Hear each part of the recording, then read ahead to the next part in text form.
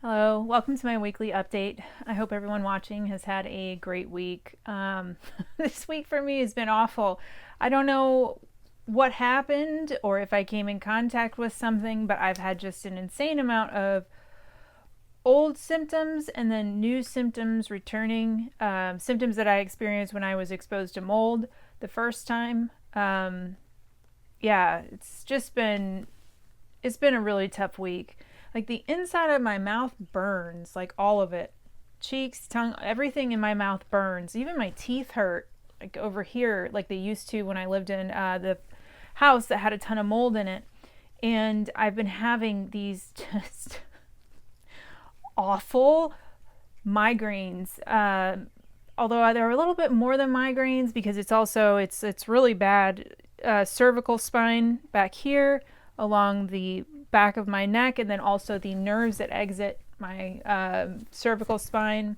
They all light up, and really what it feels like is like if you've ever had a pinched nerve and you move that, just the right way, and it just kind of connects, and you feel like you're being electrocuted. It's like that, but it's just the electrocution part. You don't get the break part. So it's just this constant. I can feel my heartbeat. The pain shoots through my head, behind my eyes, and then all over the back of my sinuses, and it's awful. So this type of pain was originally one of the first reasons that I went into the emergency room when I had kind of a stint of emergency room visits when my life was really kind of it was coming to an end, to be blunt.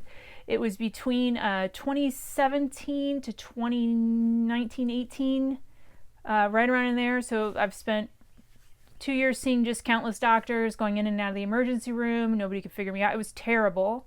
I knew I was dying, but without the conventional medical system knowing anything about environmental issues or chronic illness, I was released essentially. So, or referred out or misdiagnosed or whatever. It doesn't matter. It's over at this point. But I'm having that same level of pain starting to come back, and it doesn't matter what I take for it. Here I have gabapentin, and then I also have muscle relaxers, and I've even started leaning again on some ibuprofen, which I don't like taking NSAIDs because I feel like in the long run they cause more inflammation, because once they wear off, then I don't know. It just, to me, it feels like there's just more pain over the long term with those medications. But when you reach a point where you don't care anymore, you take the freaking pills.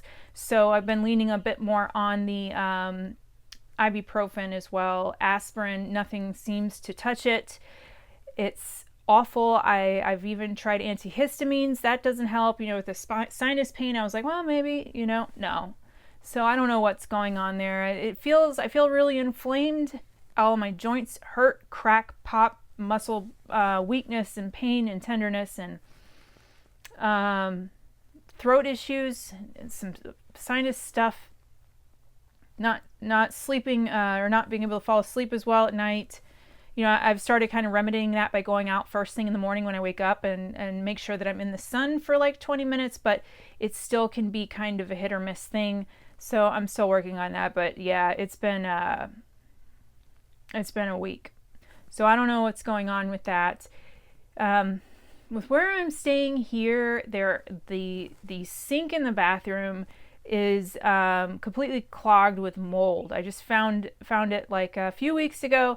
The sink had always drained really slow, and I was cleaning, and I thought, well, why don't I go ahead and take a look? Maybe I can fix it. No, I can't fix that. It's black mold. It's almost closed the pipe completely. And I have a few mold people on my I do mold remediation and industrial stuff for a living, and they're on my TikTok. And I might reach out to one of them just to see if maybe I can get some guidance on what I can do. Like, everything I've looked up for that says that I need to call a professional remediation company, but this isn't my house.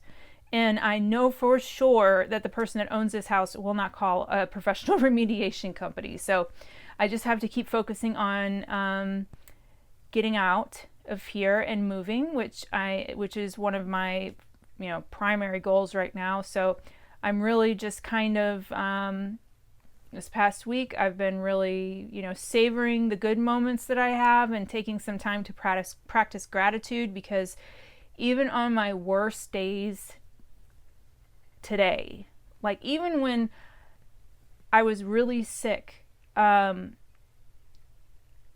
I had gone through treatment for my brain damage and that was healing, my worst days now are better than my best days after my wreck with that brain damage and Lyme disease and the just all of it. So while I may not be out of the woods yet, I may have quite a ways to go, I'm still moving in a general upward direction, and for that I am extremely grateful. So spending some time outside, just really appreciating the beautiful spring weather, that kind of thing. And yeah, so I'm just going to keep doing what I'm doing, and I don't know, hopefully this will pass. I have no idea. So other than that, that's pretty much been my week. It's been pretty rough. So I'm on week 2 of my cycle with CerebroPep to kind of help with my focus, and sadly with these migraines that are going on, the focus part is it's a bit hard. So I'm just going to keep doing the cycle, and hoping that things continue to improve.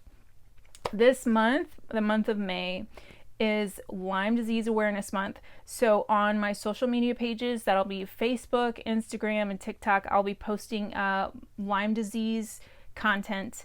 I did do a little bit of Lyme disease content before, but this time I think I'm going to really kind of focus in on that. Hopefully do a kind of merging of, what I would really love to do is a merging of the peptide content that I've been doing and putting out, and also Lyme disease. So maybe Lyme disease or peptide therapy for Lyme disease would be a really interesting, topic. So anyway, I hope you will join me for that, and I hope to see you next week. Thank you for joining me. Take care. Bye.